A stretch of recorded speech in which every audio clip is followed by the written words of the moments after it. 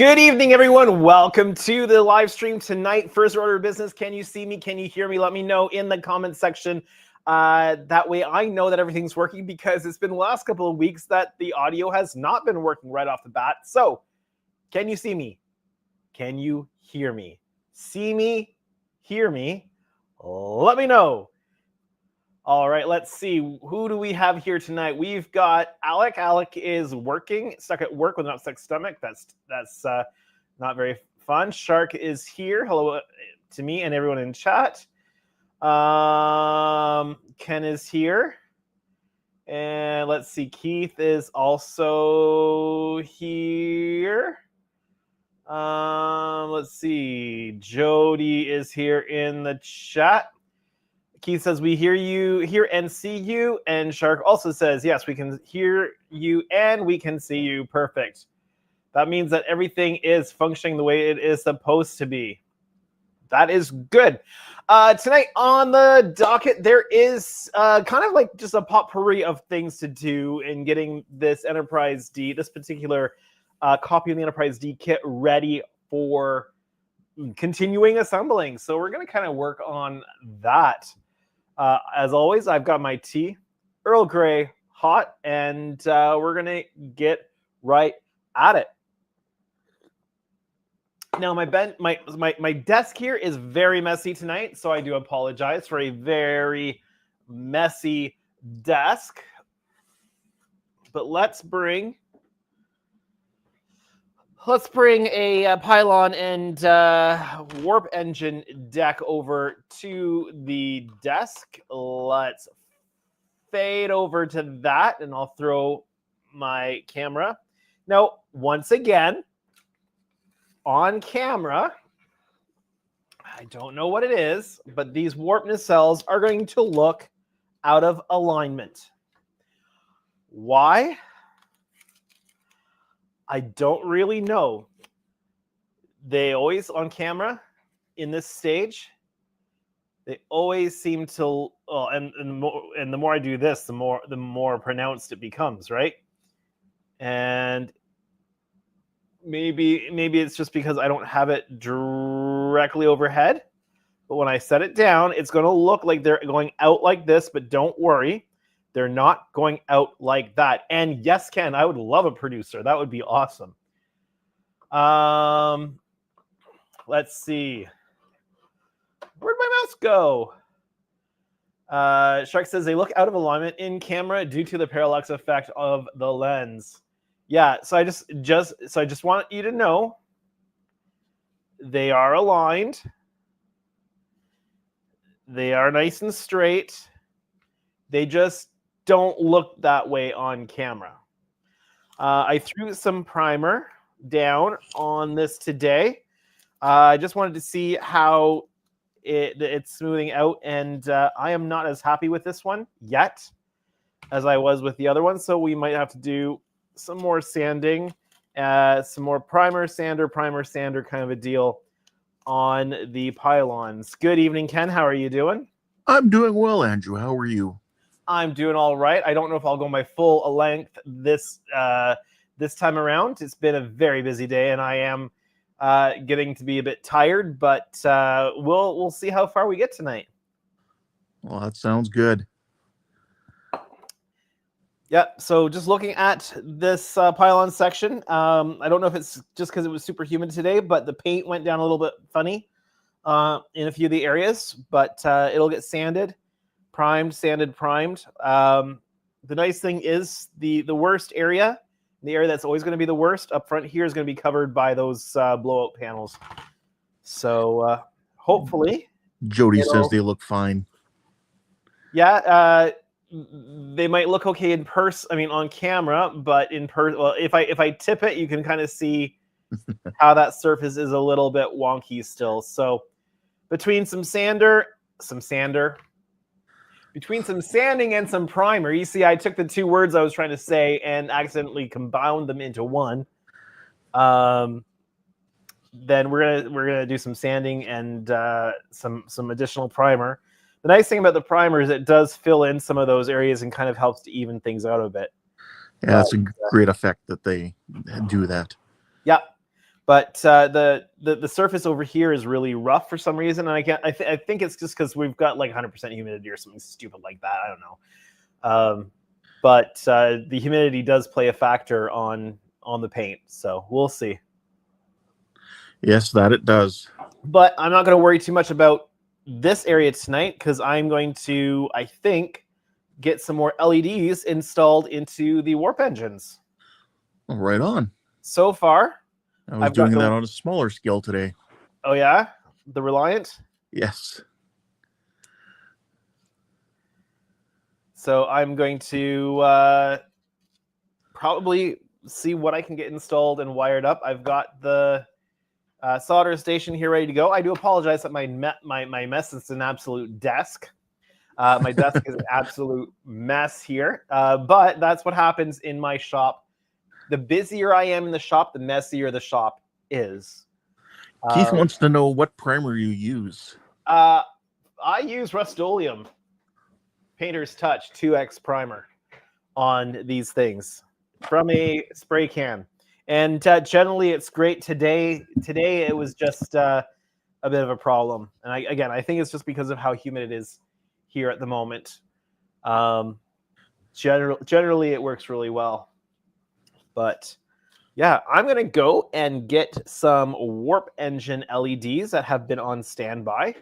And I think we're going to start there on LED installation. I do have the 0402 SMDs for the flasher installed on the bottom there.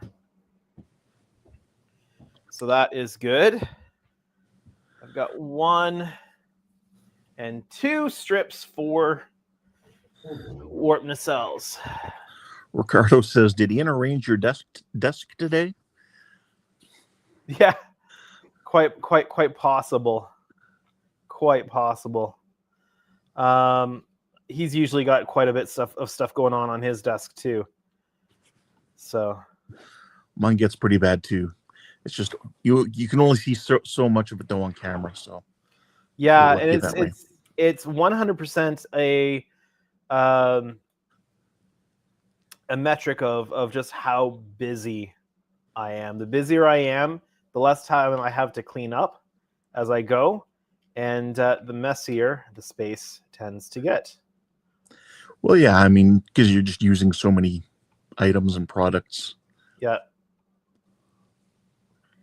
Now, I think that the LED strip on the other one went pretty much right to the front to get as much light up in the larger sections up here as possible.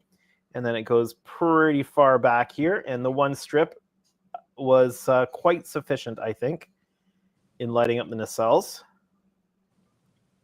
I just have to get it over the hump of the wiring here. But I should probably just do a light test to make sure that everything is still in functioning order before I install them into the nacelles permanently. So I'm just going to grab my Raspberry Pi. I'm going to get this plugged in. So by nature, are addressable LEDs always able to change color? The addressable are color changing LEDs are, yes. Okay. I don't know if they I'm sure they make addressable LEDs that are not multicolor chips,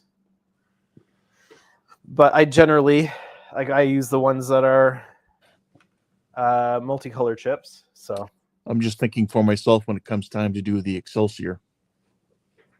Well, here the question is they do white, so there's not really a reason not to go with the full color LEDs.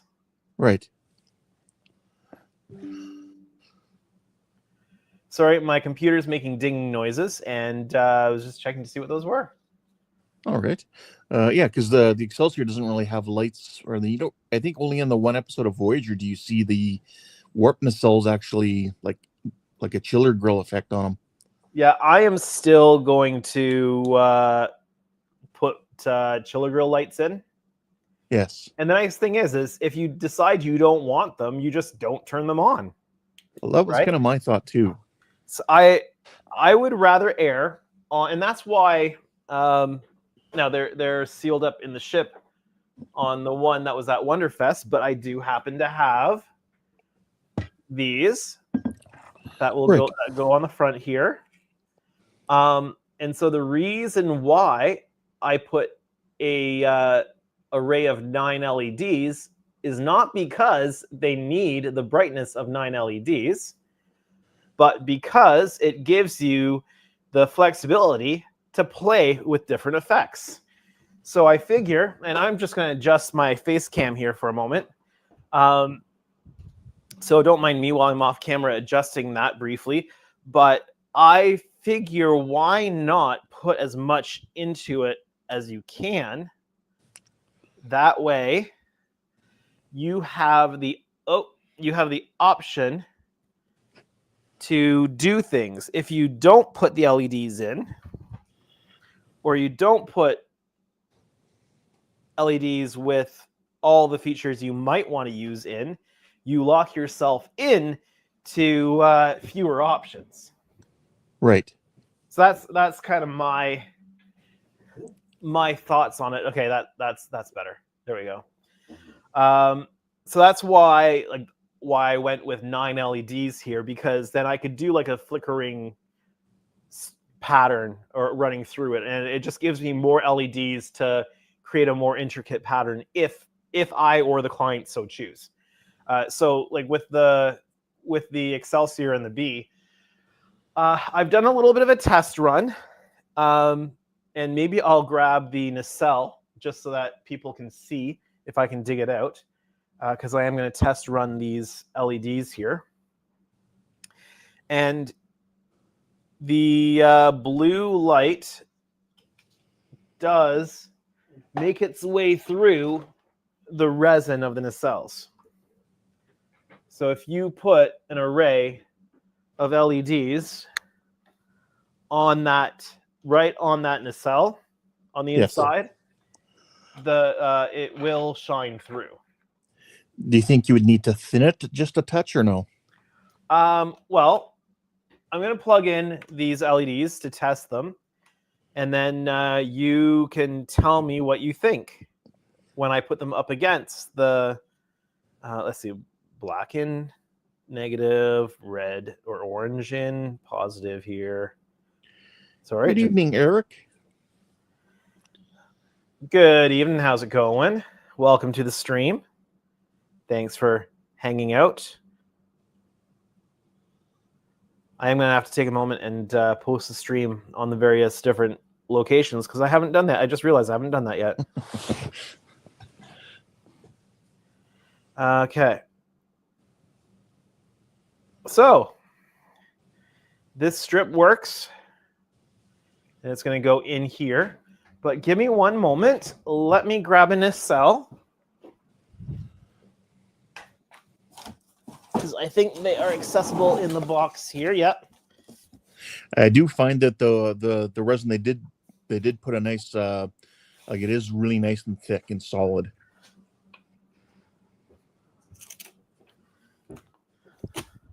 So let me just untape. And that's my chair. It's not too many beans. Time for some WD-40 or something. Yep. All right. So I don't know if I can get this all in frame here. So here is now you can see the size difference, right? Nacelle size difference. Yes. And you know how big the Enterprise D is, if you saw it at Wonderfest, which I know, Ken, you didn't, but No, I did not, unfortunately. many of the viewers may have seen it. So let me grab the top part that has the chillers, or what we assume are the chillers on here. And if I take the blue LED strip, now it's only fluctuating because of how precariously it's Plugged in on the breadboard. Oh, that does come through really nice. Yeah. How does it look in person? In person, it's just got a really nice light blue blue glow to it. Oh, I don't So think you could dust that with the gunmetal. Yep. You could even probably get some tape inside the gaps if you really wanted to, or there's enough depth in the grills there that you could just brush on some gunmetal, like dry brush on some gunmetal, and the Yep. blue would shine right through when you want it on. So it would be that gunmetal color when the lights are off. Yep. And it would just be a really nice glow through of the blue without thinning any of the plastic there or resin. Ricardo was asking, how many centimeters long is that nacelle? Give me a moment, I can tell you. And again, that light is just flickering because of the precarious nature to which it has been connected to that breadboard. So that's not a problem with the LEDs. That's just the temporary connection to the breadboard. And this nacelle is 69 inches long. And for the metric people? Sorry, 69 centimeters long. Oh, okay.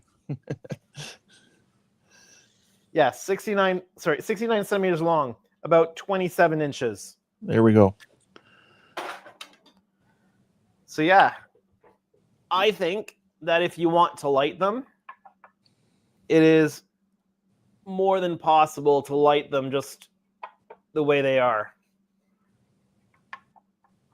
and get a really nice kind of glow. It's not an in-your-face glow. Yes. It's just a really nice, a fairly even, no hot spot glow. Nice thing is there's enough diffusion there that you don't have any hot spots. Yeah, so, like the resin is a nice even thickness throughout. Yeah. Yeah. All right, I'm gonna go put this away. Well, thanks for checking on that for me. I appreciate that.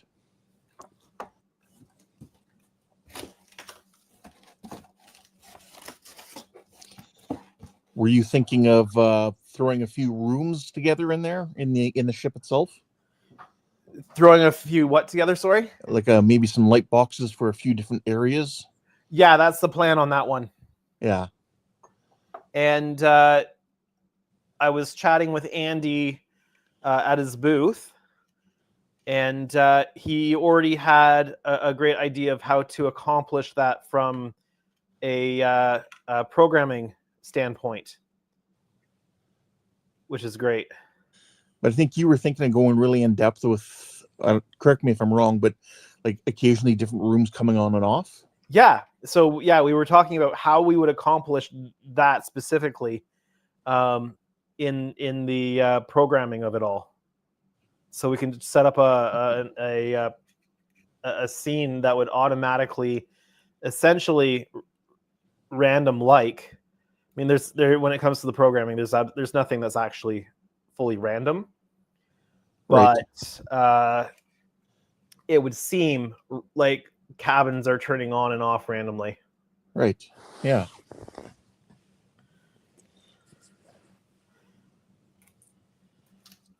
So we're going to temporarily tack this down just with the adhesive on the strip. Of course, this will not be a permanent.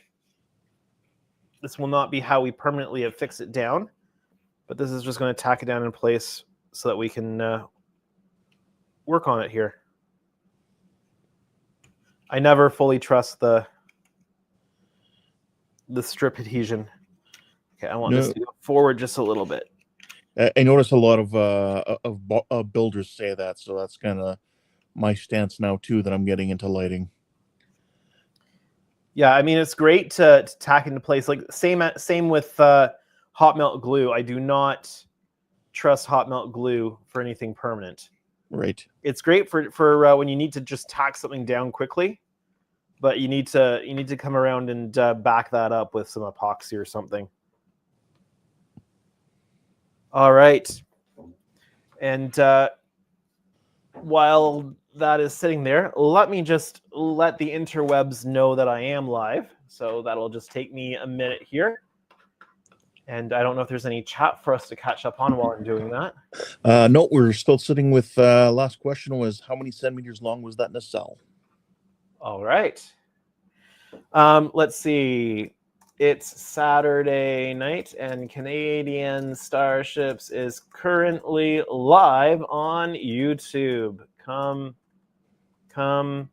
hang out in the chat and keep me company while I work on lighting and constructing the second of two 1/650 scale Enterprise Ds. Live now, 9 p.m. Eastern. And I need to grab the YouTube link for the video. It might play the stream for a moment here. That's okay. Yeah, there we go. You probably heard that in the background just while I'm grabbing the link. And now I can copy that into all the various places that it needs I to like go. to post it. Yeah. People will never know that you're live if you don't tell them, right? So it's true. Oh, there I see the notification pop up in Discord. yeah. Alec is asking, what epoxy do you use, Andrew? And he's also commented saying he's thinks it looks really good and he's looking forward to seeing the finished product. So for the clear epoxy, I use, right now at least, I'm using JB Weld 5-minute clear epoxy. Is that on camera? Because I don't have it up on my screen. It is. It's on camera. Okay. And then for a lot of the construction, partway through the other D, I moved to, and I'm just looking for the other pretty much spent tube here. Here it is. JB Quick. Okay. And this mixes together. It makes a black adhesion adhesive, and it's metal reinforced somehow. I don't know, but it works really well for doing the permanent closure of many of the kit parts where you don't have clear parts to mess up. So, all right, let's get this into some of the groups. Eric was saying, though, you should mention that you have cookies to lure Donnie back.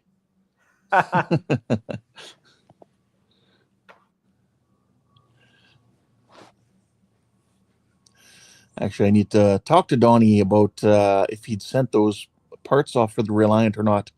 I need a Donnie couple 1, extra. Donnie 2, or Donnie 3? Actual Donnie, not Dawn. Not the Dawns, but the Donnie. Yeah.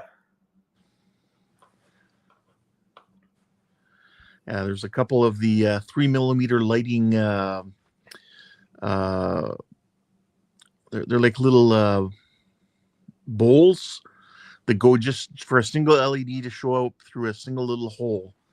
Oh, and, yeah, I put them into for the spotlights on the nacelles today, and they turned out really good. But I only got 4 from Jordan. I thought I had 8, but I only got 4, so I need probably a couple extra sets. So I think Donnie's probably only printed another set of 4 off for me, but I could use a couple extra if he hasn't sent it yet. Has Jordan's printer come up and running again yet? No. As far as I know, I don't think he's been really working on it anymore lately. What about Cass's printer? Cass, no. So we're getting the parts from Will himself. Okay. So he's already printed them off, and he should have shipped them today, apparently, according to Jordan. Yeah, because I was talking, I ended up chatting with Cass at Wonderfest, and he was saying that he was having the same problem that Jordan was having. Yes. But I did also order from him the parts for the to change the Enterprise D 1400 into a Nebula conversion. Yeah, the Nebula conversion. I ordered that, and he's already printed the resin for that. Or sorry, not printed. He's poured the resin for that. He said actually they're shipping right now. I've got a notification. So plus a bit of a refund on shipping, I guess. So I'd be curious to see what those parts look like, because I know he had to redo them, essentially, from what Don had. So I'd be really curious to see how those parts compare to what I've got here. Oh, certainly I can do a little show and tell or whatever when I get them. Because have you seen the parts before? Just online. That's it. Okay. Because somewhere here in the shop, somewhere I have. Where would those be?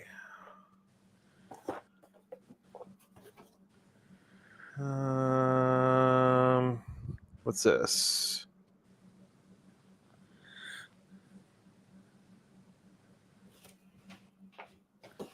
Just looking.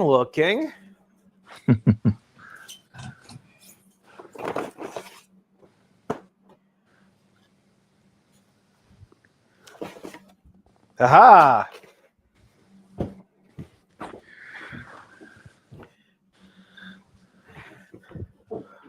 Here we go. I'm not going to put the whole thing on the whole box on camera, because then people would be able to see addresses and such.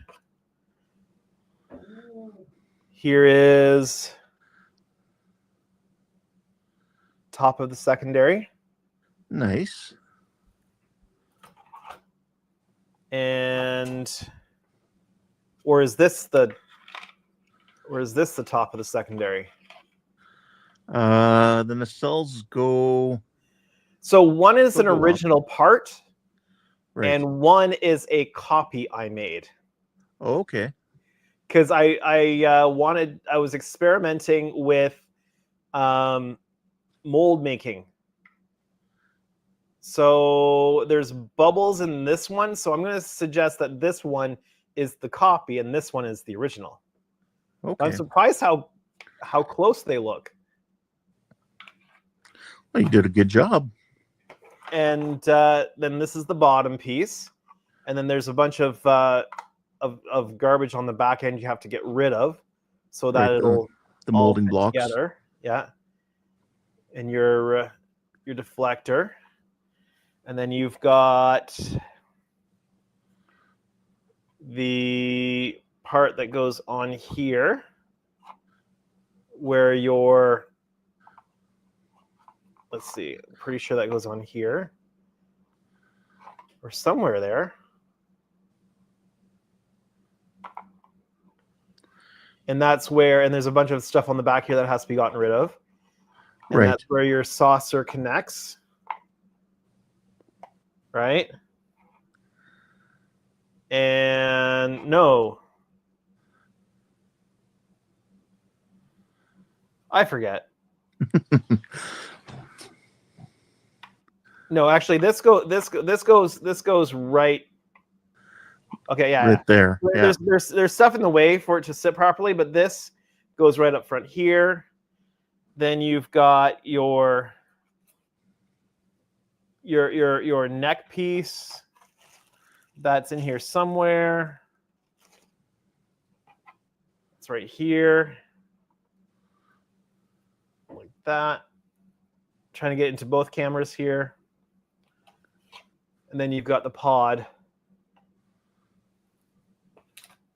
Yeah, I'm really looking forward to it. I guess mine's all in the clear resin for lighting to make it easier for lighting, I guess. Quite possible. That's because he does sell the two different. You can either get it clear or opaque. So I ordered the clear. So that's different from when Don was selling it then. Yes, yeah. So I got it when I had some cash to do it because I didn't want to miss out on the opportunity to get it because, well, garage kits, you never know how long they're going to be available for, right? So Well, that's just it. And then it wasn't too long after that he passed away. Yes, 2019, I think he passed away. I'm just going to go back and read some comments here. Howard is having a rough time here. Too many people asking for his help. Oh no. And then what kind of help are people needing? He just says all this time all this time to help people yet he has all this time to help people, but how much I have to do and could use help himself. Sorry, I misread that. He says he needs an old priest, a young priest, and a small boy for an exorcism. Sorry, just a regular old minister here, no priest. And we have Alec is saying, so JB Quick, he says he's got it. He was wondering what would be the best adhesive for resin parts for when he builds his WF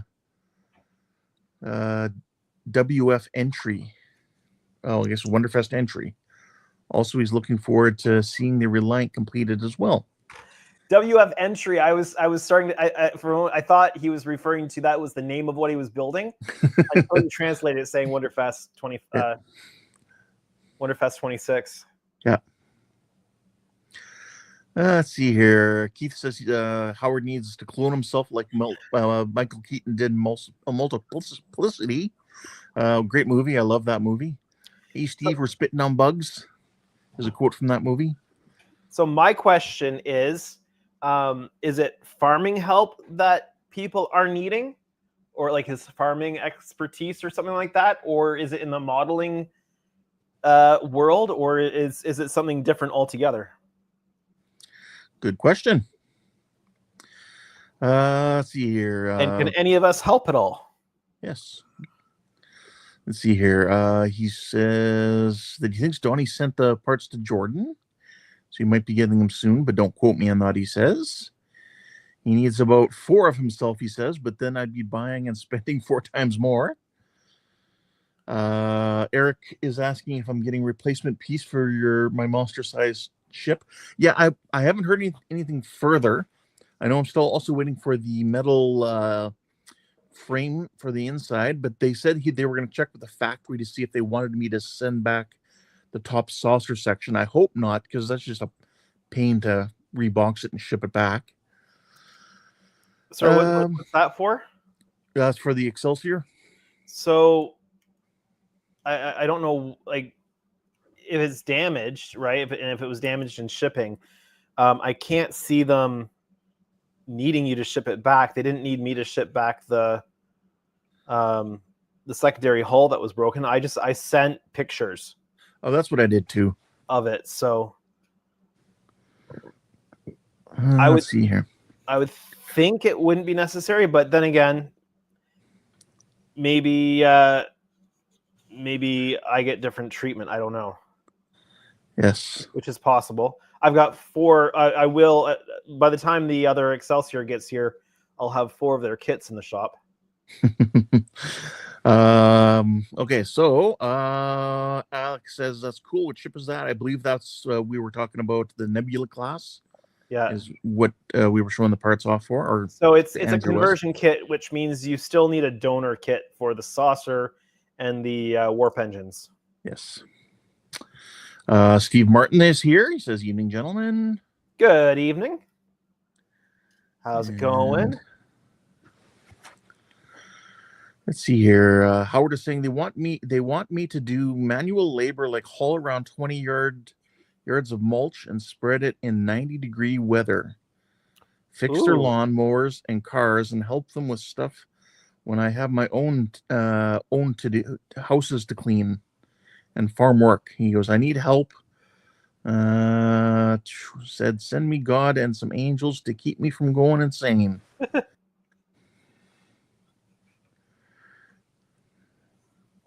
Well, if Jordan wants to get away from the pizza factory.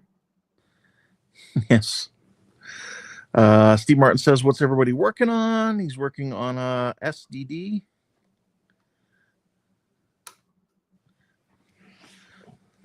A solid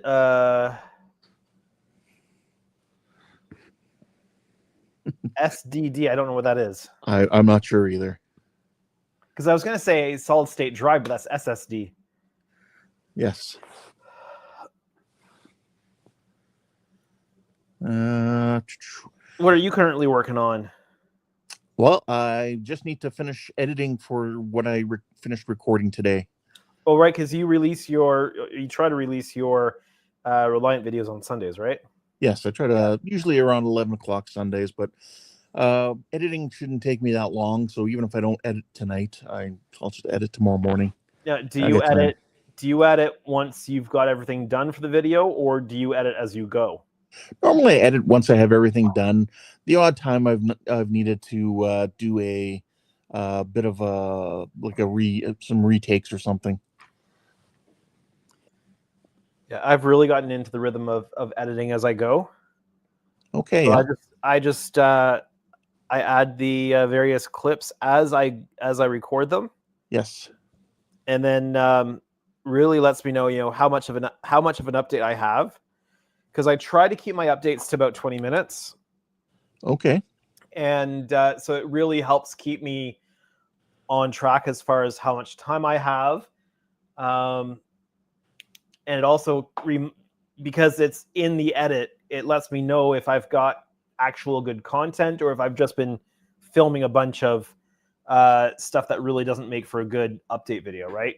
Yeah, I should probably do that too, so I know if I've been filming the back of my head, like that one episode, or and that way too, it'd give me a better idea of where I'm sitting on times. Yeah. So I don't end up with another 90, or was it just under 90-minute video? Yeah. So I find that very helpful. See here. Ricardo says he's working on getting the nerve to build the 1966 Bat boat. Terrible kit, he said, but it was a bad idea to build it. But here we are. And Steve Martin says the SSD is the Super Star Destroyer. Oh, okay. Makes sense now that you say it. He Yeah. says it's a resin kit he picked up at Wonderfest. Oh, nice. Wonderfest this year? That's a good question. Because I know he was there because I met him. Let's see here. Ricardo says, meanwhile, I'm repairing and getting ready the models I'm going to take to IPMS NATS in October. Okay. Sorry, who said that? That was. Sorry, who said that? That was Ricardo, which is Shark. Okay. And then we have Ben Spratling here. He says, yeah, for about a year, I video everything I did, and when I sit down to edit, I can't just take it and give up.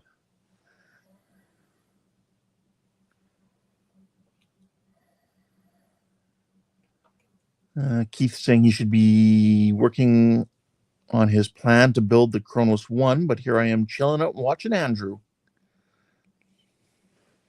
Very cool. Yeah, Ben, that's another thing. If it can be daunting to cut together your video if you've got so much that you have to work your way through. So yeah, I find it just that so much easier to do it as I go, and that's just my own personal preference, but I find it very, very helpful for me. Alec is hoping to make it to the IPMS Nationals. Very cool.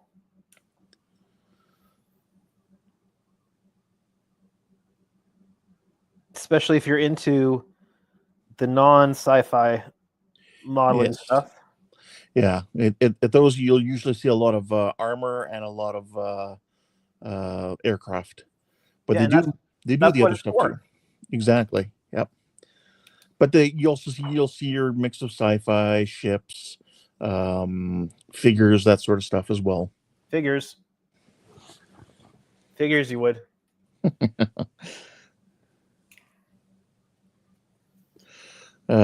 Jody says that he thinks the Cronus One will need some planning. It looks like a complicated model. Oh, is it? I haven't built the new one yet. The base model is not too bad from watching the builds. It's I mean, I've got the basic. I got three of the just the regular ship, and then I have one Kronos one as well. Yeah. What changes did they make from the Katinga to the Kronos one? They not a lot. There's a few extra places they want you to drill some windows, some extra flashy bits for photo etch and stuff like that. But I know Keith has the green strawberry set, which actually has the full bridge. You can build the full. It gives you the full bridge to build out of resin, and you can actually remove the front little bit of where the bridge is, including the screen that the crew would be looking at. Yeah. And then you can see the entire internals of the bridge. Okay. And Stephen Haynes is here now. Welcome, Stephen. Welcome to the stream. Thank you for spending some time here. They also have a complete upgraded photo etch set you can buy from round 2 for the Kronos One, as well as the lighting kit is different because the Kronos One, compared to the regular ships, the Katingas, it actually has a green light for the warp nacelles. Yeah. So for somebody who does all their own lighting and will figure out all their own painting schemes and stuff like that, how hard would it be to make the Katinga into a Kronos One? You know, I don't think it would be that hard. Because I have the Katinga, but I don't have the Kronos One version. But of course, I was a little too young to really appreciate the Katinga in the motion picture. Right. So it was almost like a fresh ship design to me. I mean, I know that the basic shape was in TOS, and I'd watched it in TOS, but it really felt like a new ship to me when Star Trek 6 came out. Right. I believe you can pretty much get everything you need if you get the aftermarket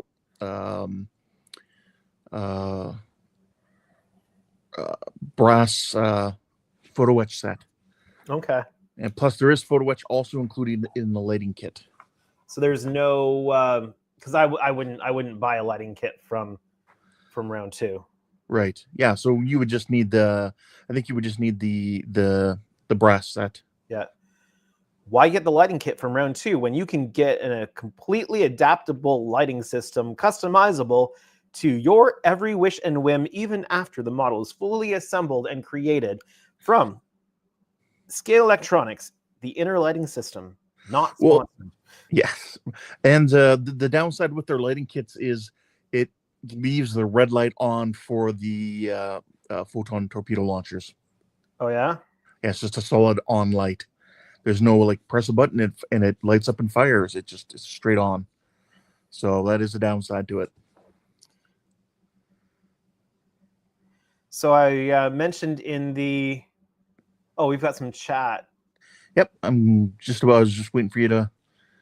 Yeah, no, go ahead. Okay, so Ricardo says, I've always taken sci-fi models to the IPMS Nats. 90% are military kits, cars, planes, and the sci-fi category is very little. That's why next year I'm going to Wonderfest. Yeah. And then Alec asks, the Cronus one, what film was that in? Also, hi, Stephen. But Keith has answered him, Star Trek 6, Undiscovered Country. To who's born, no traveler returns, puzzles will. Sorry, and you were going to say, or in reference to between IPMS Nats and Wonderfest? Oh, no, I wasn't going to say anything about that. What I was going to say was I had posted on. My hands are full. I need to use my teeth, and I'm gonna need a bigger clamp. So I posted in the Discord admin that I was chatting with my my source from the set of Strange New Worlds today, and it looks like there might be an opportunity for me to have a set visit. Oh, that would be so cool. Are they going to let you take photos? That's the question, right? That is the question. I think I remember you saying something about that, if they'll let you take photos. Yeah, so I don't know. And it may not be while production is happening. So if it's not while production is happening, because there's, spoilers and stuff, right? Right. So they have to be careful about that. But if it's not while production is on, then the sets won't be lit. So it wouldn't be quite the same experience. Right. As being on a lit set. But what I'm more interested in is more of the behind the scenes. How do things work? How did they do things?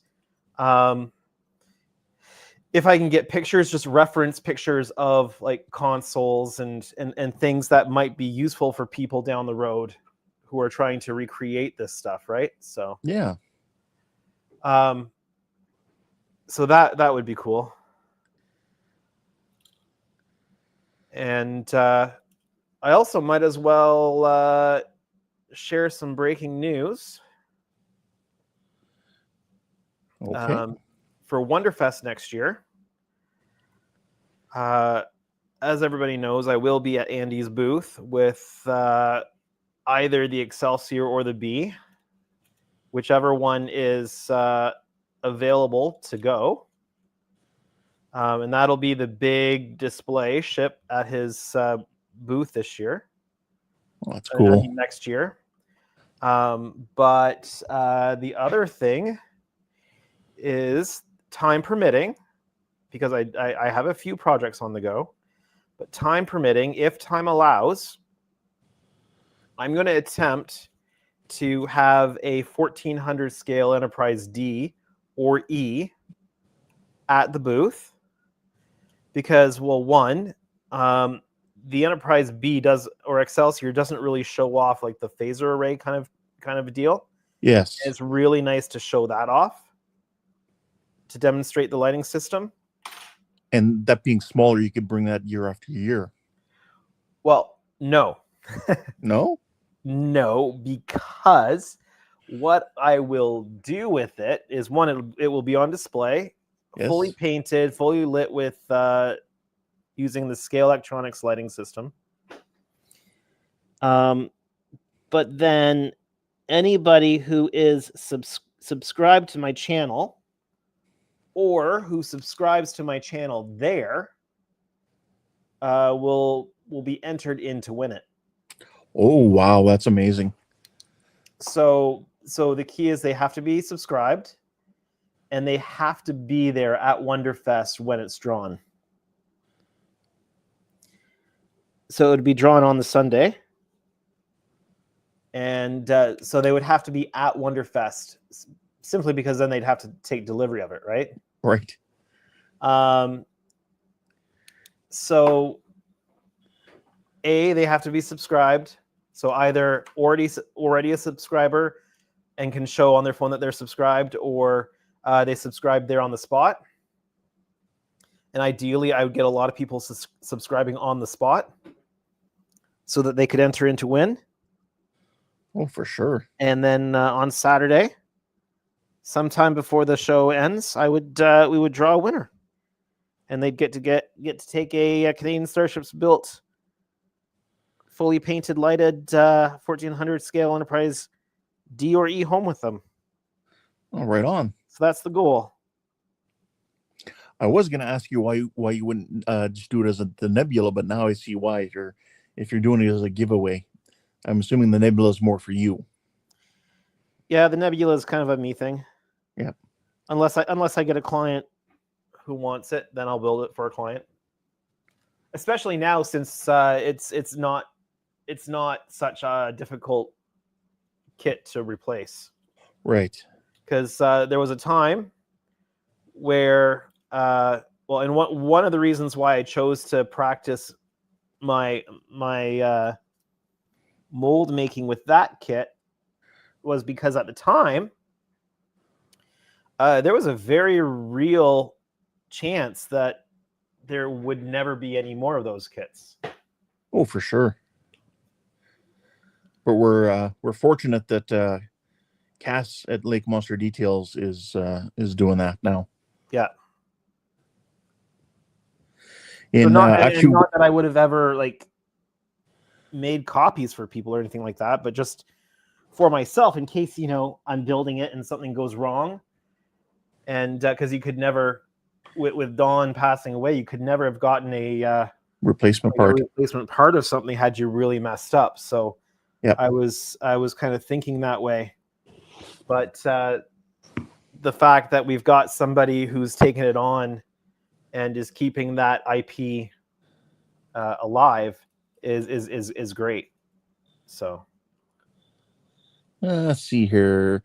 Alec is disappointed that Strange New Worlds is ending after season 5, but it is a 5-year mission. It is a 5-year mission, and I wouldn't worry about that too much. Well, that's a good rumor to hear. All I will say is that Pike's 5-year mission is coming to an end, but that doesn't mean that that's the end of Star Trek from that time period. Nice. Ricardo says that would be awesome if you could be an extra. Yeah, that would be something that would be crazy. Especially if you're just even just some guy walking around in, one of the corridors on the ship or something. Yeah. In uniform. Yeah.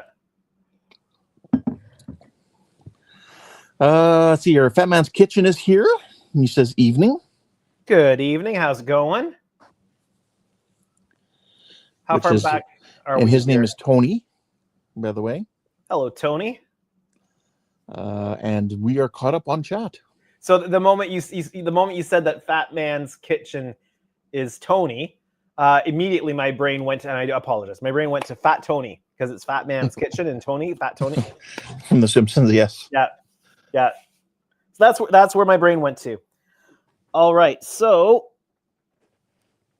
I've got the accordion sections attached, and I've got to say it's very difficult at this point to make sure that they are, just the nature of the kit, it's very difficult to make sure that they are level with the rest of the cells. I had a problem with one of them on the other one where I had to separate it and reattach it just because it was drooping down. So okay. It's really without the Bussard cap on, it's really hard to get a sense on how that sits. But in order to get the lighting wired up in the nacelles, I have to have that part on, because then the upper flasher, which I guess I could install the.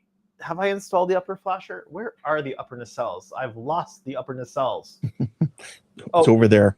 They're over here. I could go ahead and get the LEDs installed into these because I attached these bits the other night because I need those attached because I have to drill through both this piece and the nacelle piece for the aperture for the lighting. So I could do that tonight, which is probably a good shout. Jody says when he lived in Toronto, he watched the studio where they film the new shows being built. It was just down the street from where he worked. Yeah. Well, there are rumors, and there's rumors that those stages will continue to be used for Star Trek after Strange New Worlds is done. Well, that would be nice. So, not saying what I've heard. I will not talk about what I've heard the show will be, because that has not been announced. But from what I'm hearing, the scuttlebutt is that those studios will continue to be used for Star Trek after Strange New Worlds is done. Oh, right on. And it's not Starfleet Academy, because that's being done on the Discovery sets, on the stages from Discovery. Okay, and those were filmed in California? In Toronto, but on different stages. Oh, yeah. Okay. I'm not sure that they were the same. I think it's a different complex, but they're definitely different stages. Which makes sense because the Starfleet Academy show takes place in the future where Discovery was, so makes sense to keep the production team probably the same because they're dealing with the same general production design, language, and all that kind of stuff. So Right. Okay. I've got accordions attached, which means I've got Buzzard lights attached. They're not wired up. They are attached. So that is good. Jody says it's the same complex. It's the largest studio in Canada. Yeah. Yeah, I wasn't sure if it was the same complex or if it was... because I thought one of them was out in Mississauga, but I think they were all down by where the DVP meets Lakeshore, I think. Okay. I could be wrong. Don't quote me on that, but I think it's down at the bottom of the DVP. Tony says he's got 4 Orc Grot tanks done, and he's got 4 to go. And that's for Warhammer 40,000, for anybody who's not sure. And Jody says at least that's how they touted it. Sorry, the comment it jumped here for a second. He said at least that's how they touted it as it was under construction. Yeah, I mean Canada's largest. Yes. And he says yes by the docks. I wish that more people would have had the opportunities to get to see the next generation sets and the DS9 sets and the Voyager sets when they were on. And I wish more people were able to get good reference photos, not of the sets themselves, because we see all of that on camera, but everything where the camera doesn't normally look. I wish we would have had more of that. So the backstage areas where you walk off from, the little cubby where Picard's replicator is. Yes. I would love just some reference of what they did in there, or the walk-offs from engineering, or how they lit the inside of the warp core, because the only warp core we got to see the inside of, as far as I know, is the Enterprise one. Okay. Because they did a behind the scenes where they showed how they lit the inside of the warp engine on Enterprise. And it was really interesting to see. But I wish they would have done that kind of thing on some of the other shows. We have Alan Kelly joining us tonight. He says, good evening. Welcome to the live stream. Thanks for stopping by. We are continuing to build a 650 scale Enterprise D. We just got LEDs tacked into the warp engines, and we got the Buzzard lights attached. Nothing's been wired up yet, but one step at a time. Oh, I was about to start working on installing this 0402 SMD. Forgot that I still haven't drilled the aperture for it yet, so I need to do that. Alec is saying, so if Academy is taking place during Discovery, does that mean we won't see anyone from Lower Decks in the show? I would assume not. But we did see someone from Lower Decks in this show before.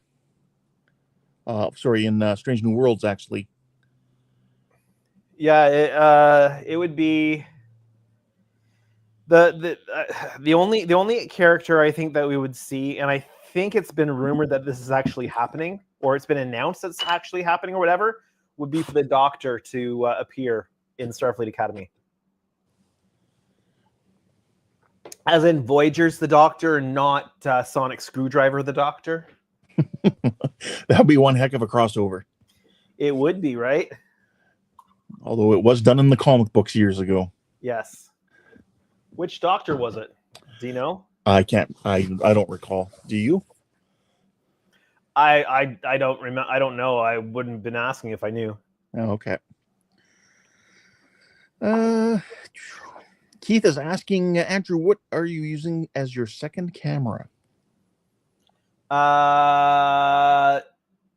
Which one are you referring to as second camera? Face cam or overhead cam?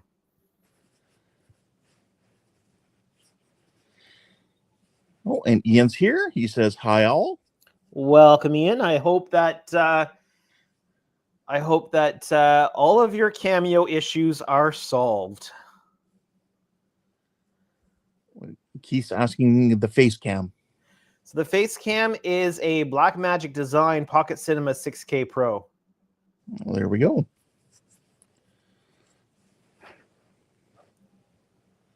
And Jody was saying when it comes to, I guess, cameos of people coming in, he said it's not unheard of.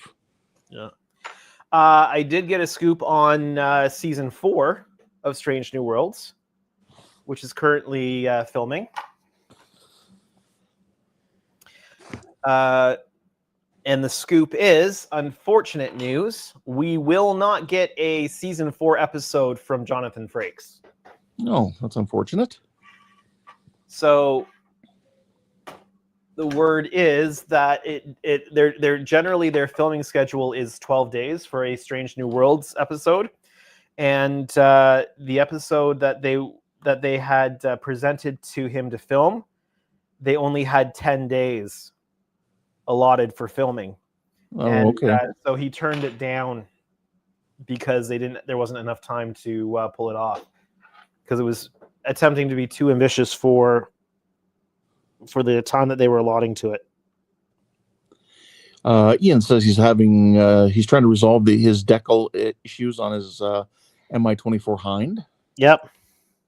And he's saying it's very cool that you may get to see the Strange New World set. Yeah, we'll see. So a friend of mine, his dad is the stand-in for Anson Mount, and also now the stand-in for Kirk, for the guy that plays Kirk.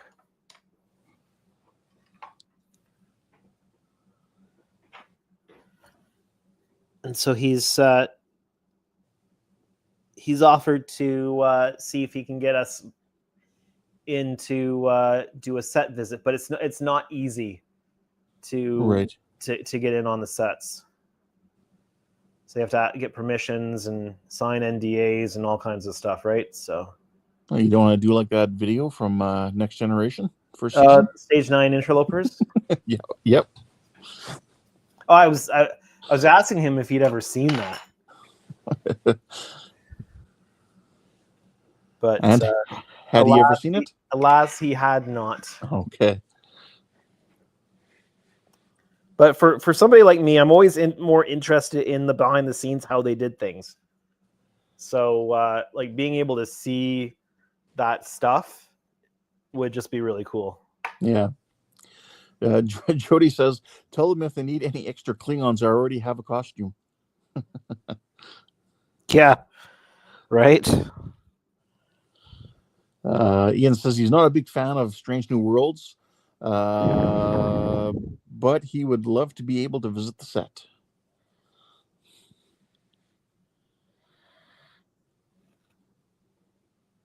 He wants to see how all that TV magic works. Well, they wiggle their nose, they say abracadabra, and the episode's done.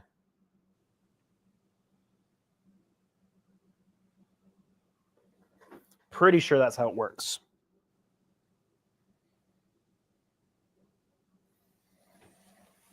I don't know if you can see that on camera or not, but there's a wee little light there.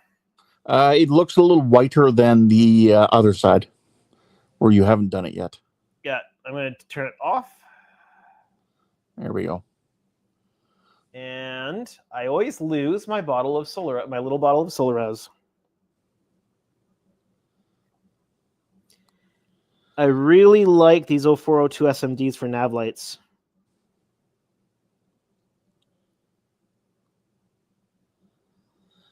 I finally remembered to buy some fiber optic filament today. I ordered some on Amazon. Yeah. Fiber is great if you've got the space for it. Yep. But I find a lot of times in these builds, there just isn't the space you really need. So having the 0402 SMDs right there at the light source, yep, I find is really, really good. I also figure it'd be handy for if you're doing small builds like 1000 TOS Enterprise or something. You want to throw some lights in there.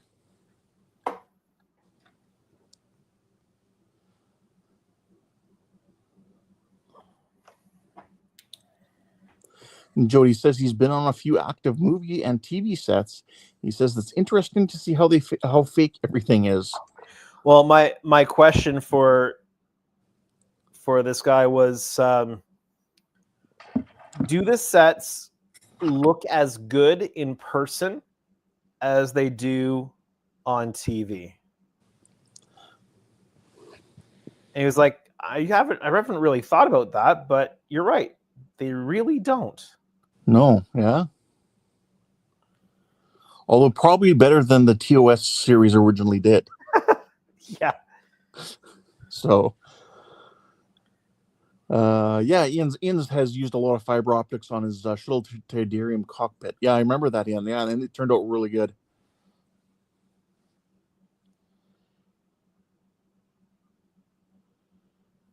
Just simulating the flashing here. Jody says if you see a van parked on the street in a movie, it's because they hide cameras and the crew behind them. Can you see the flashing? Yes, I can. So our audience should be able to see that as well. Yeah. There we go. I will lock that down on the back here. Yeah, and I would agree. Yeah, the sets probably look a lot better than the 4K recordings. Now that they're doing 4K recordings compared to, the older shows, even the first, actually all of TNG, really.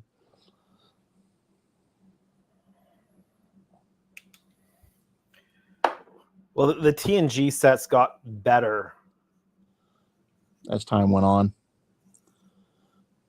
But apparently they had feral cats on the stage. Oh, really? Yeah. They had to clean up cat droppings frequently before filming.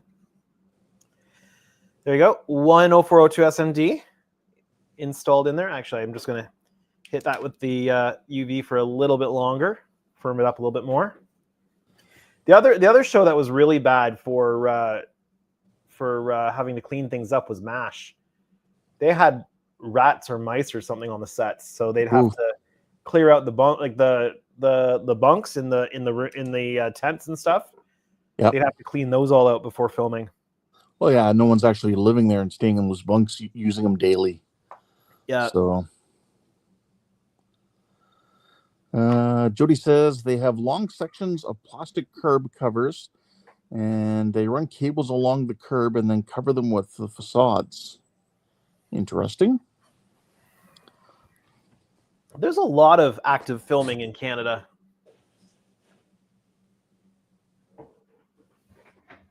There is actually, even looking at some movies, there are some filmed around even Winnipeg here.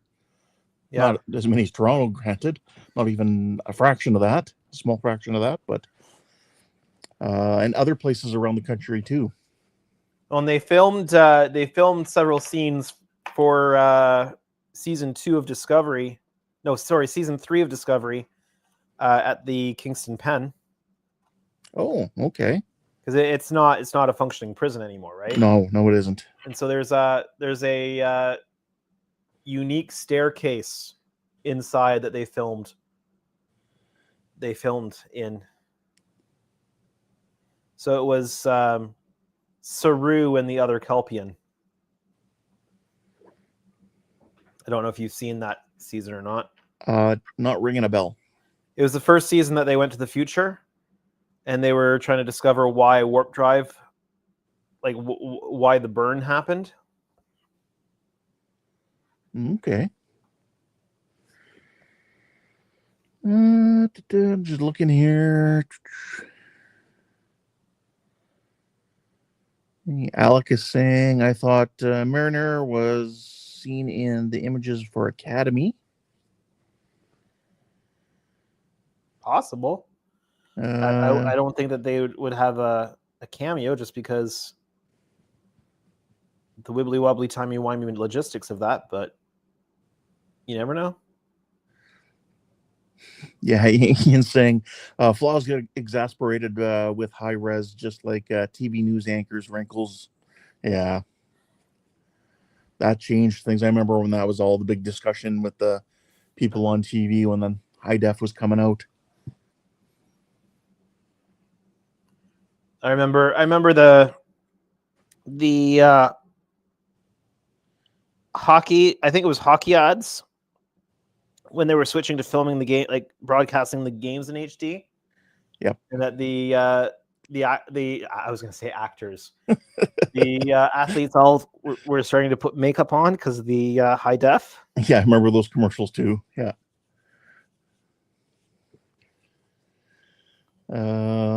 Alec is saying, also, what episodes did the director that won't have an episode in season 4 make in Strange New Worlds? I don't recognize the name. Sorry. Also, what episode did the director that won't have an episode in season 4 make in Strange New Worlds? Jonathan Frakes, William T. Riker. He directed the Strange New Worlds Lower Decks crossover episode.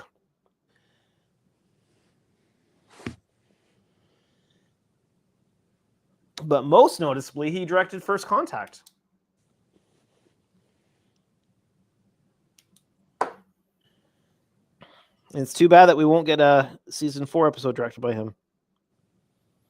It is unfortunate. Because I think his episodes tend to be the better episodes. Ian's mentioning all the different huge filming locations: Canada, Atlanta, UK, Ireland.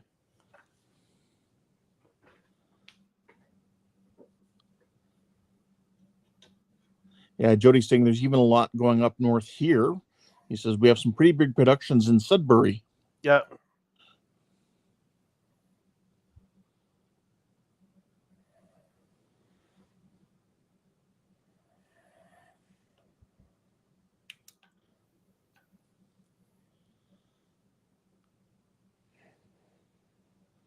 I'm just going to skip the comment from Howard.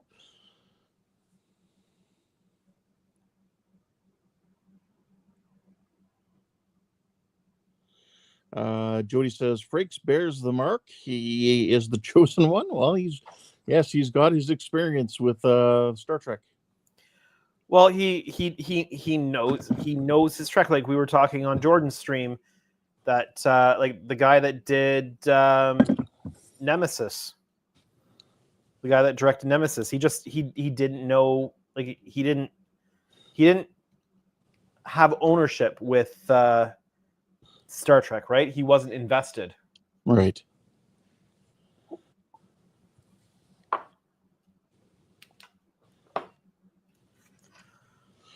Alex kind of disappointed that they won't get more crossover between the two.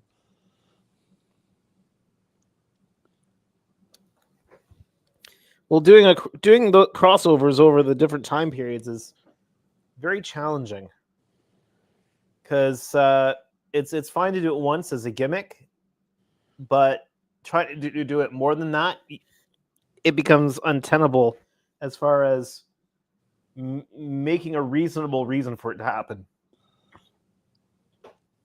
There we go. This one is working.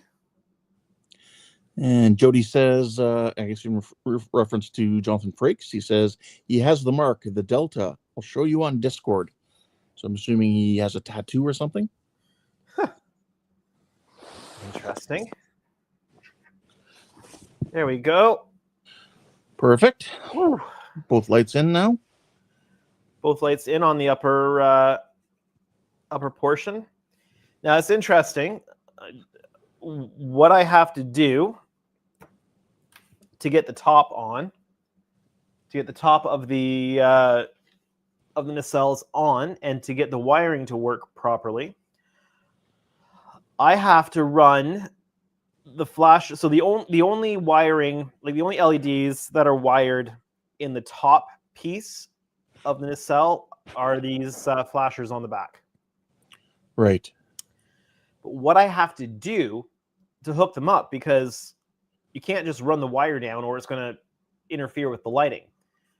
So what I ended up doing was running wire, and I'll chop this off at some point here and connect it to to full size wire before I get to the front here, and I'll have a resistor on there. I had to run it all across the top here, out the front of the accordion piece. So, and that's where the light block wall is, to separate the lighting from the bizards to the chillers. So I have to run it out the top of there, and then I run a wire out the bottom through the same piece. And then once it's all together and the piece is on top, I then join the two so that they work. It's the only way I can get the top light run without droopy wires that then become visible because they cast shadows on the chiller grills on the inside. So Jody showed the picture on Discord. Apparently it's just that big crease in his forehead.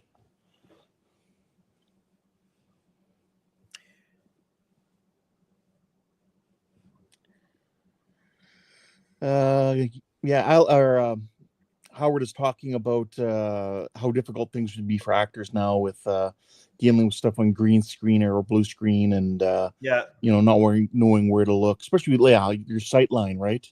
So a lot of bigger productions will have somebody there with a green screen or a green covered, styrofoam ball or something on a stick or something for at least the actor to kind of look at. Well, and Strange New Worlds has been using the VR wall a lot. Like Disney made for Star Wars stuff? Yeah. Nice. Yeah. I'm personally not a big fan of it. I mean, depends on the situation. I think it's great for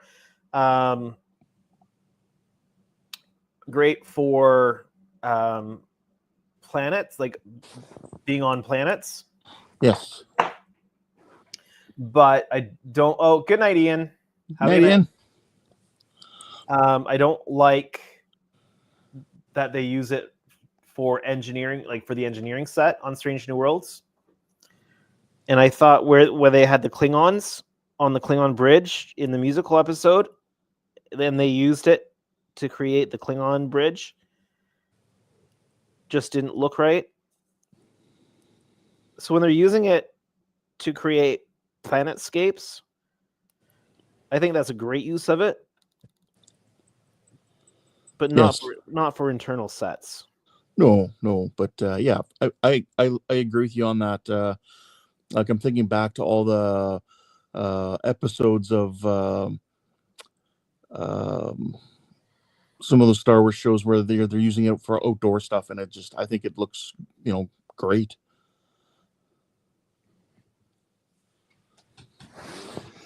Let's see here.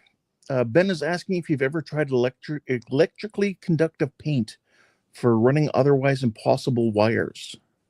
I have not.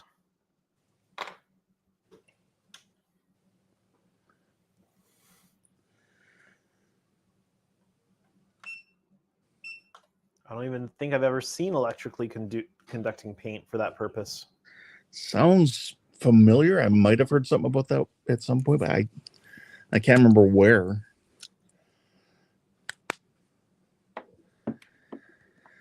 Alec was asking if there's any stirrings of more Cerritos crew.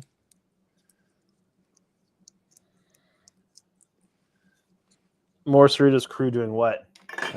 Probably in other Star Trek. No.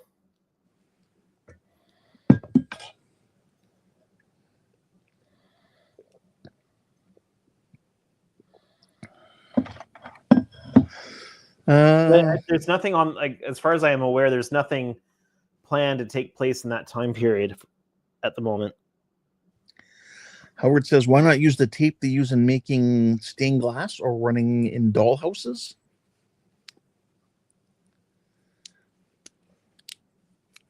I'm not familiar with those. Yeah, I'm not either.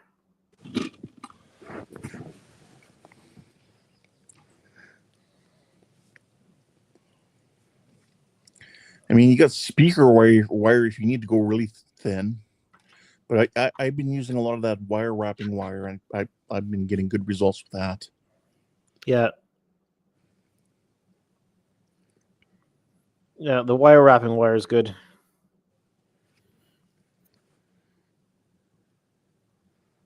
And it's nice because it's got a proper insulator on it.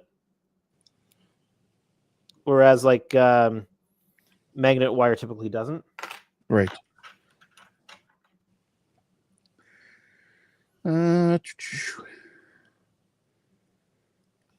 Yeah, Howard, the original Star Trek redress of Planet Hell. That would look good on one of those surround screens.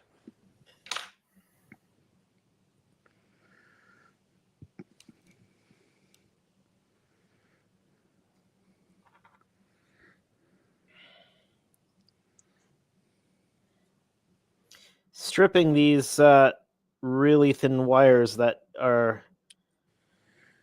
on the 040. On the 0402 SMDs is really tricky. I've been having that issue too. Jordan said it works just to burn it off. I don't know. I haven't done it yet.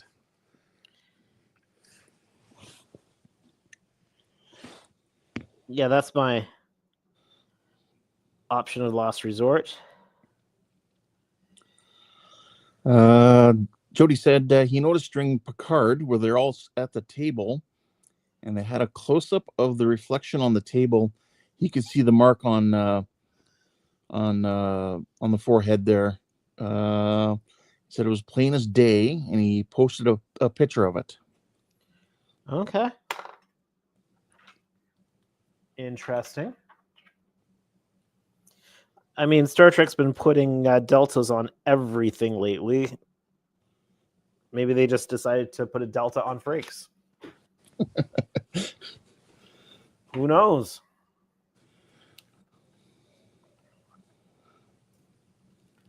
Who knows?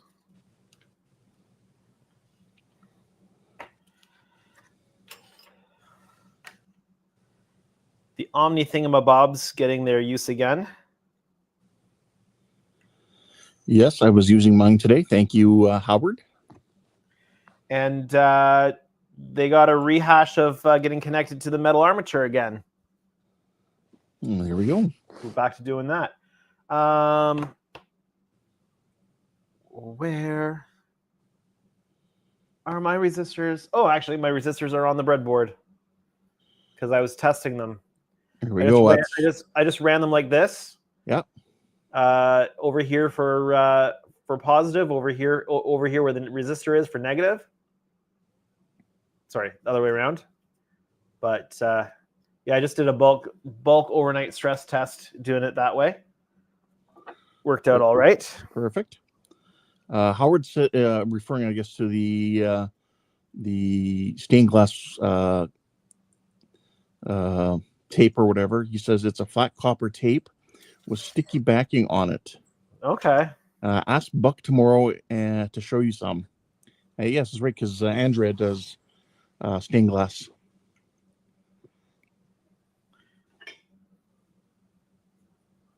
As long as it's thin enough.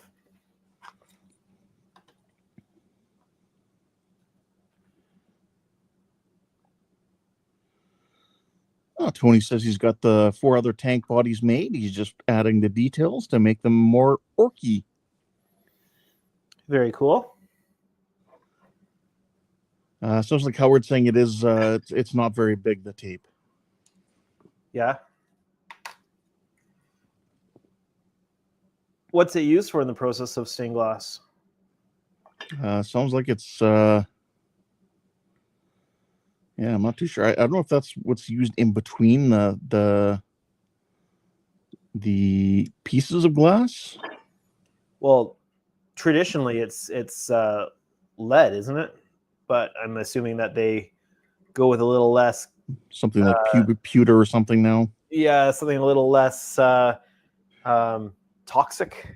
Yes. Let's see. This is flasher, so it is blue and white wiring. Let me grab my blue and white. Howard also recommends getting one of those little wire wrapping tools. It also has a little wire stripper on it. Yeah. Yeah, I find I have to get almost kind of lucky at stripping that 0402 wires.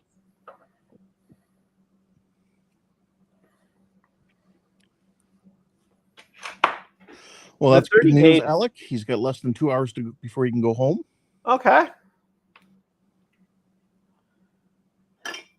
How many hour shift is it today?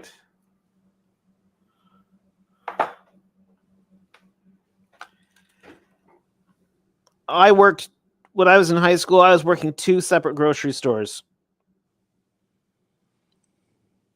Same company, but two towns.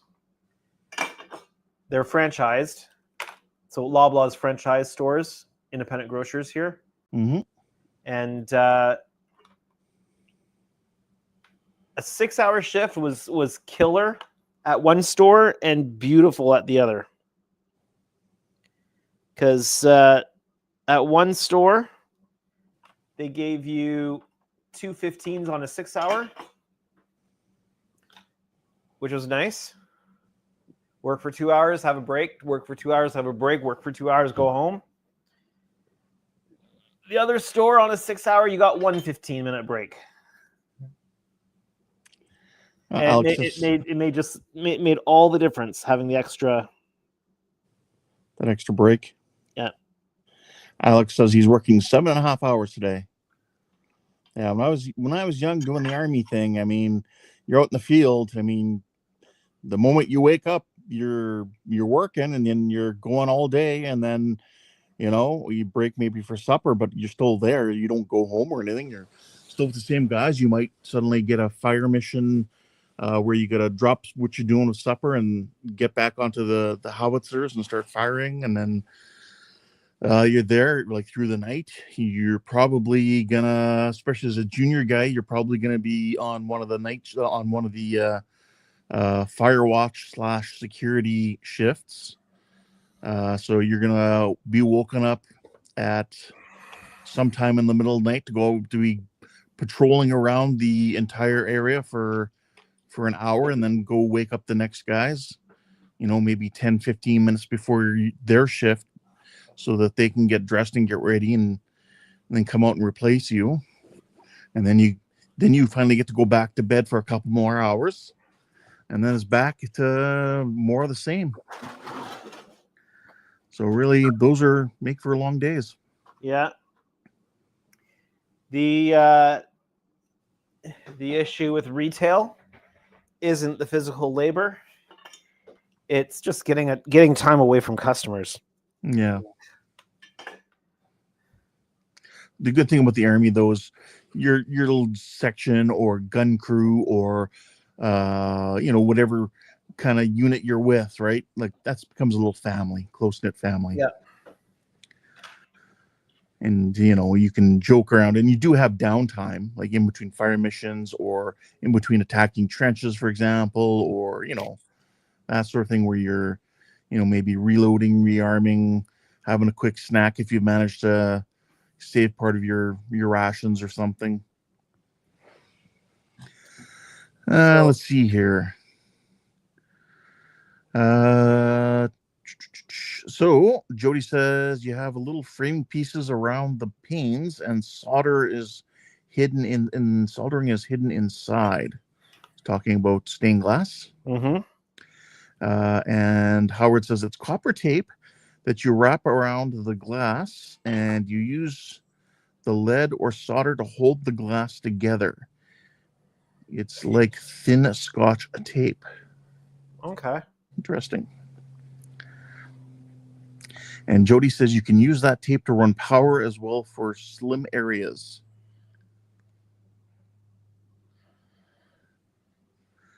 Alan says, I have a lighting question. Do incandescent bulbs have a lower voltage than LEDs? Can you replace incandescents with LEDs? I think LEDs have generally lower voltage, correct? You're asking the wrong guy. I'm brand new to lighting.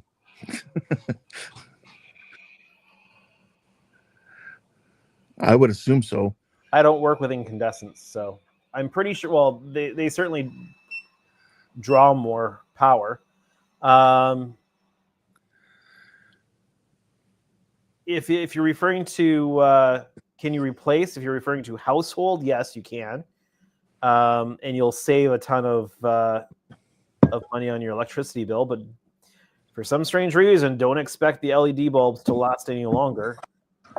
It's like there's like a lighting cartel or something that dictates how long lighting bulbs are allowed to last.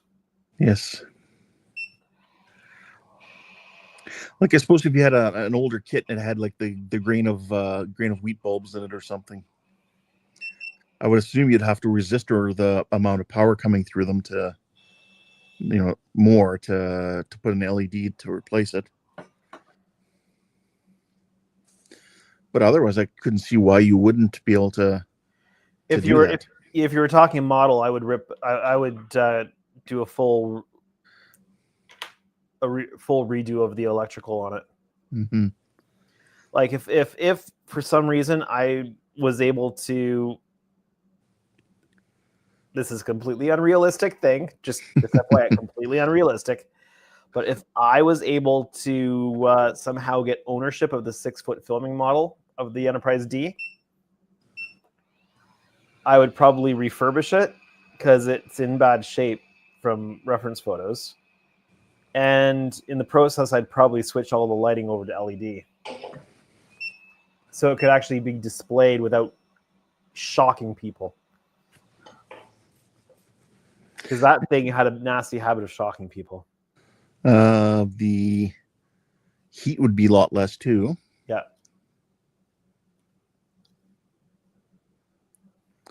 Although I don't know if I'm doing mine wrong or not, but I find those resistors do get pretty warm when they're running. Is that normal? Not like super hot, but they do get quite warm. Yeah, but what voltage are you using? Depends on what it says. Like some of them are at 5 volts, and some of the lights are 9 volt, because I haven't resisted them yet. But what's your lighting system voltage? Like what voltage are you putting into the model? At the very end, it'll be 5 volts. 5 volts? Yeah. So if you're running 3-volt LEDs, like 3-volt 0402 SMDs on a 5-volt system, the resistor to bring that voltage down is not going to get that hot. Right. And I don't know about when you're using 9 or 12 volt rated LED strips, because I use the addressables now Right. that are already good to go for 5-volt USB. So there's no resistors necessary on the strips. Okay, so here's what Ellen was saying. This is why he's asking. He says, I'm asking about grain of wheat bulbs for hobby kits. He has the 1537 USS Enterprise A special edition with the lights and sound. It has grain of wheat bulbs. Yeah, I would, if you're building it. So are you building it, or is it already built and you're thinking about redoing it? He says he has it, so yeah, I'm not too sure. Let's find out what it is.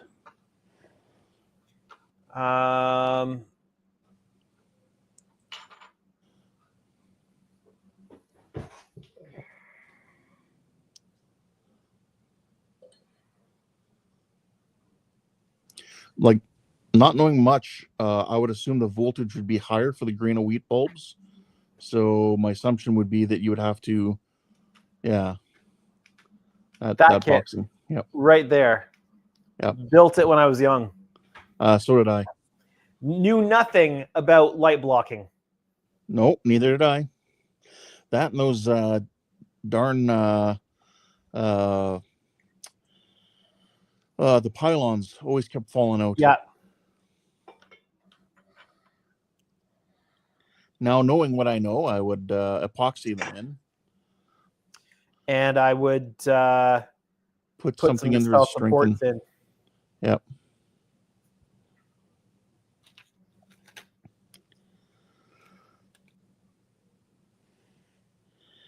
Okay, so he says he wants to use lights and sound for an original USS Enterprise 1700 1650, the cage version. I mean, if you're just looking for a simple kit, you can go to Tenna Controls. They have sets for that, which includes all your lighting, the soundboard, and only thing is it's only whatever he's programmed in for sound. Yeah. Whereas if you do it yourself with Arduino and stuff, you can actually kind of pick out your sounds you want to use. However, with an Arduino, you have to be able to do your own coding. However, if you want a simple solution where you just drag and drop and click and move things around, the lighting system from Scale Electronics, the inner light system, is beautiful for that. It's a system that's inside the Enterprise B, the Enterprise D right now. You basically, it's like building a website with a website builder tool. You just drag and drop, click and choose. No coding required. I would avoid using the old lighting kit from the Lights and Sounds Enterprise A. I would not use that at all today. And I would not use the control board for it. Well, for the Enterprise A, yes. Yeah, that lighting system that they provided for that Lights and Sounds Enterprise ran on something like 4 D-size batteries. I would avoid using that. There's just so much better stuff available today. But Tenna Controls, if you're looking at doing the cage version of the TOS Enterprise, That would give you your basic sounds and lights. As an option. And then yes, Scale Electronics is a more up to like a more current technology kind of system, whereas Tenant Controls is kind of the last generation. Nothing wrong with it; it still works, but you're kind of limited on what you can do. Yeah, you're limited to whatever Ralph decided to program it as. Yeah. Although you can ask Ralph to do extra things for you. He's good that way. You can talk to him, and he can program extra things in for you, but that's going to cost you extra, but you're not going to be able to upgrade it any further down the road. Yeah. The nice thing about the lighting system from Scale Electronics is a year down the road, if you don't like the way that you've got your effects going, you can just log into the controller and set up different effects, or adjust the speeds, or adjust the colors, or set up whole brand new scenes, or anything like that. So yeah. For more information, go to scaleelectronics.com. Not sponsored. but that's where I'm going to be going for my Excelsior build. Yeah. I'll tell him Andrew sent me. Tell Andy Andrew sent you. Yes.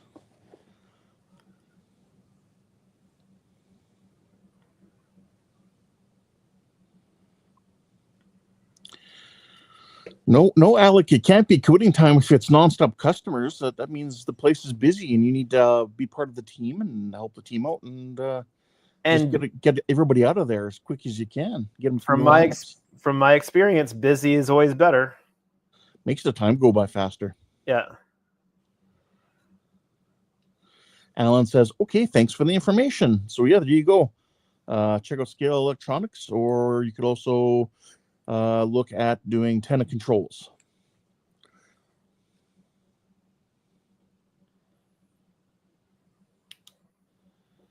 Like if you're just looking to just do some navigation lights and stuff on a ship. Oh, did you touch something hot? Nope, just a service I provide, having the screen on the wrong camera. It's on your face? Yeah. Okay. So meanwhile, I was tacking down the wires to get them to the front, because like I said, this is going to have to go out the accordion section, out behind the LEDs for the Buzzard, and then same line will run out the bottom part, out the same front, and then they'll just get joined together behind the Buzzard lights and get connected that way, because it's the only way I can get the top on without any of the LEDs flopping down and creating shadows on the chiller grills. Let's see here. Okay, yeah. So Alan said, thanks for the information. Yeah, if you're just looking for a basic board just to do some flashing lights on a ship at some point, Ralph at Tenant Controls, you can get those. He's got some really cheap boards for that. If you're not looking for sound, or if you just want a couple navigation lights and whatnot. But it sounds like Alan's looking for something a little bit more in depth, a little more. Yes, he does want lights and sound. So complicated. Yeah. So intricate. Sounds like Scale Electronics is the way you're going to want to go. And just to say, you should be able to control. Well, you can control motors with them. So if you want to control the spinners inside the TOS Enterprise Buzzards, you can do that. At Wonderfest, at his table, just as one demo item, he had a prop plane model, and he had one of the props hooked up to a motor. And so at a touch of a button on the iPad, he could make the propellers turn on and spin. Nice. Alex asking, would the boards you're using fit in a 1400 or a 1000? Normally, I from what I've learned, I would put the boards not in the model itself, but in the base? So whether the Raspberry Pi on the full out version or the Arduinos on the limited, like the lower level tier versions would fit inside a model would just depend on the model. Scale doesn't really matter because 1,000 scale tiny ship is small, but 1,000 scale big ship is big, right? So it depends on the particular model you're talking about. But I will never put a controller unless there are extenuating circumstances or it is the explicit request of a client. I will not put a controller in the ship, because if something happens to the controller and it's in the base, you've got access to it to replace it. If it's locked away inside a saucer somewhere, you're never going to get in there to replace it, or the model will, or you'll crack the saucer open and the model will never be the same again. So I always, if at all possible, the controller is going in the base. The caveat to that would be if you are able to design in an adequate access point so that you can easily access the controller. So, for example, if you're doing a 6-foot studio scale Enterprise D and you are replicating the way the studio model looked and functioned, you'd be putting an access hatch behind the main saucer shuttle bay, because that's where they mounted the Enterprise for when they were filming under the ship.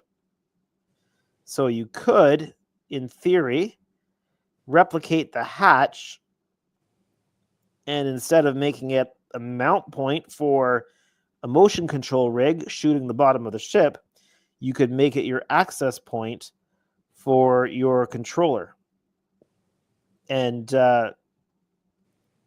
either do what they did on the studio model and just screw in the access panel and leave the screws visible like they did,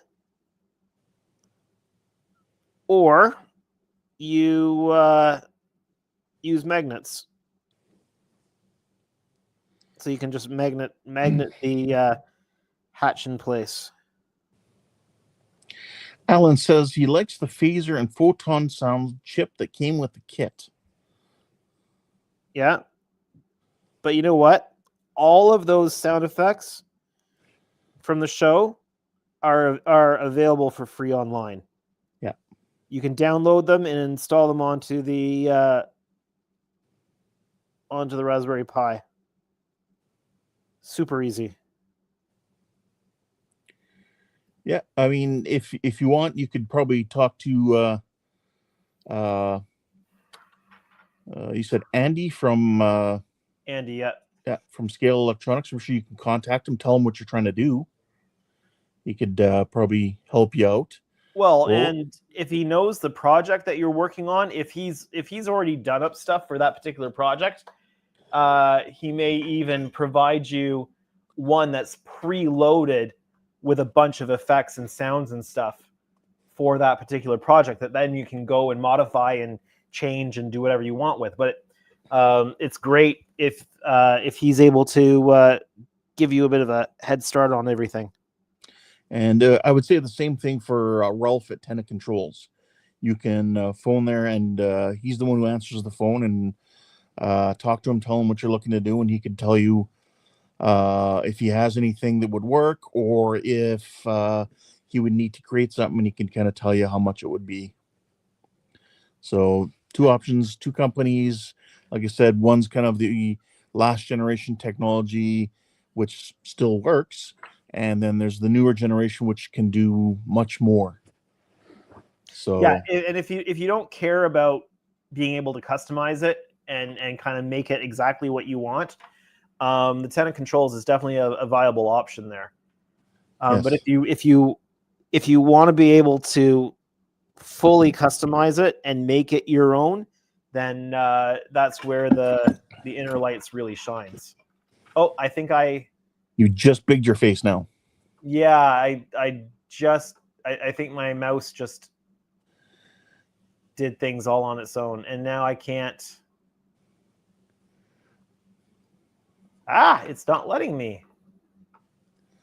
Andy works for Scale Electronics.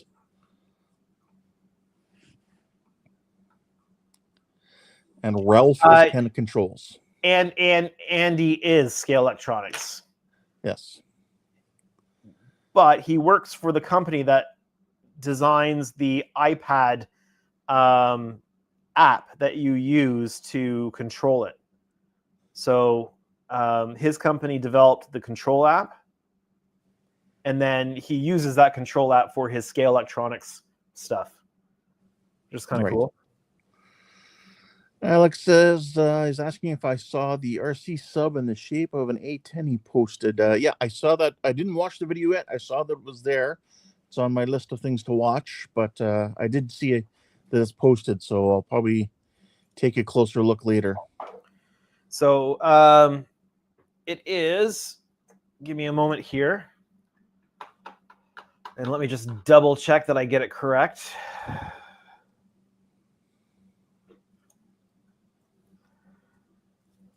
I can drop the link directly in the chat there. There you have it. And I don't have the Tenna controls link off the top of my head here. I would just say Google it. Yeah. TENNA controls.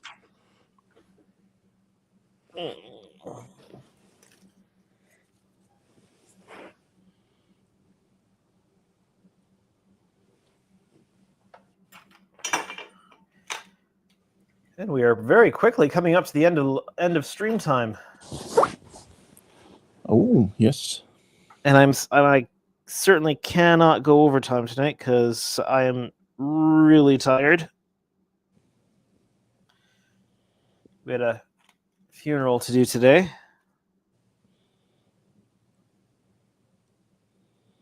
Alan says, great, thank you for the link.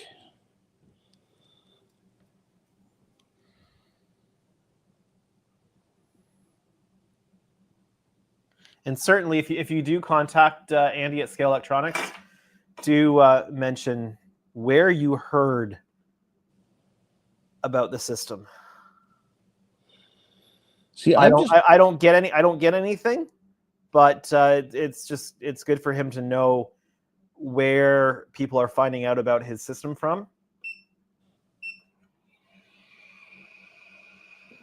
See, I wouldn't mind using the 1350 TOS. I wouldn't mind using the lighting kit I have for it, but the only thing is I'm not keen on is those motors in the for the Bassards. Why? Which lighting system? Which system did you get? Like the actual round 2 one.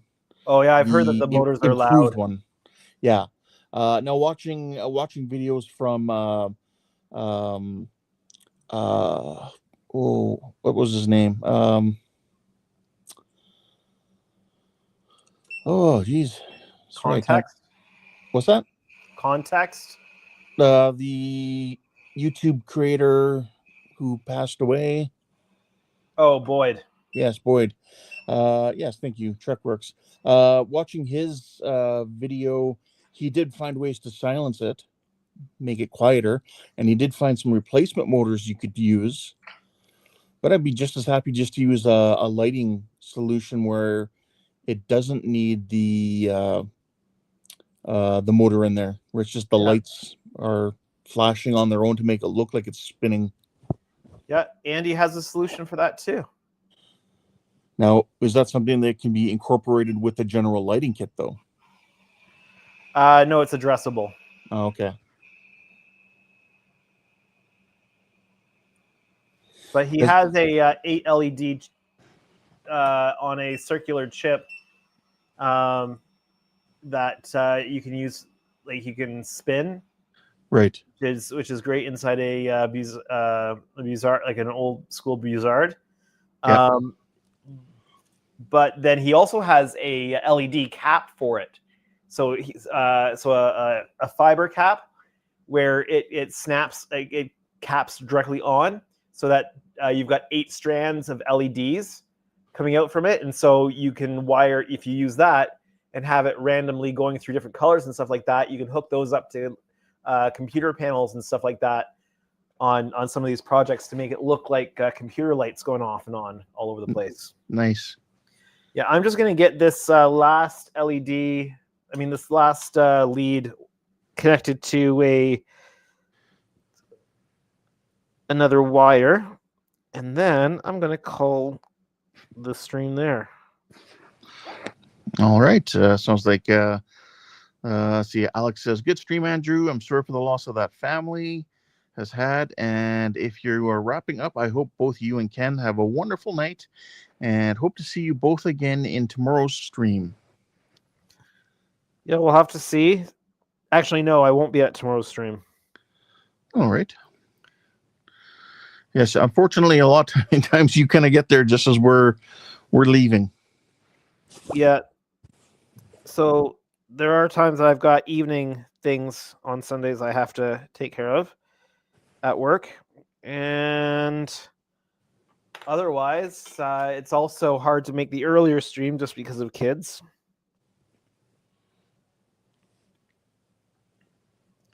It's really hard for me to get down to the shop before 9 p.m. Eastern.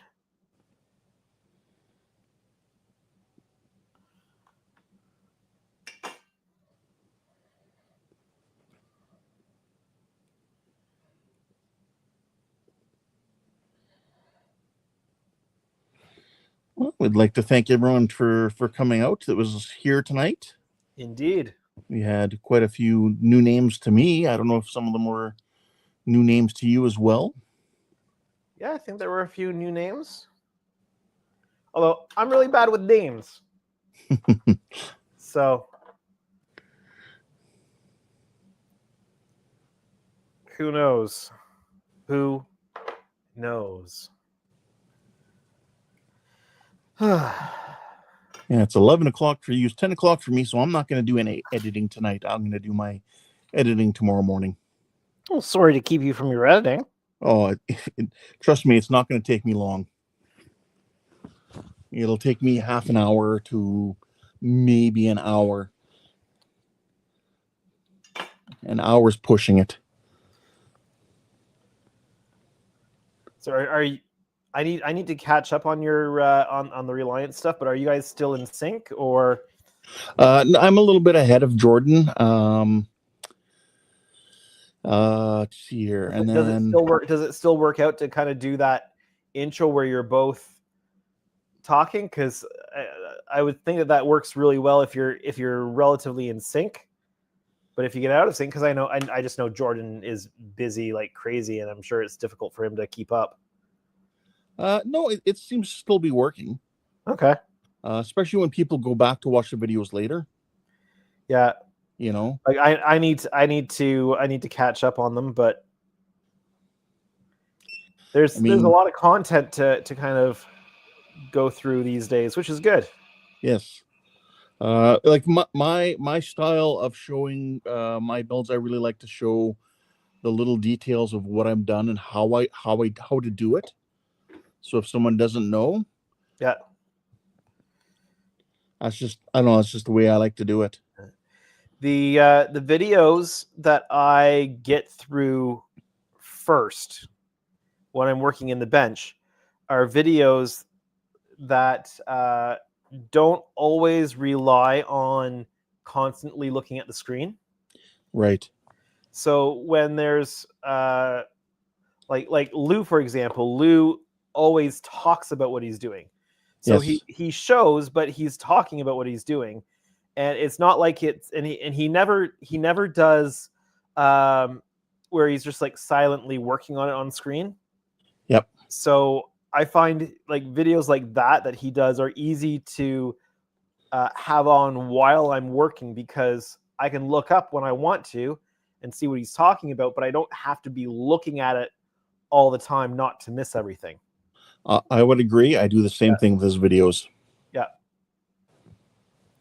So those are the type of modeling content videos I like to watch while I'm working.